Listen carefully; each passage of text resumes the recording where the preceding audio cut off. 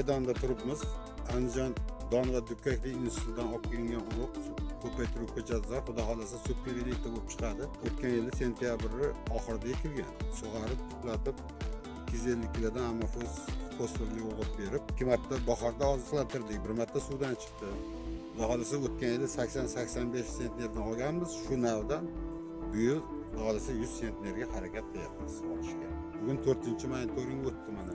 45 gektar g'alla ekkanmiz. 2025 kasalliklarga qarshi kurashildi.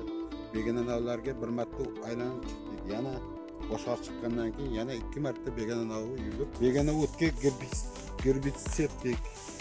Zanga sepdik 1 marta, oziqlantirish sepdik.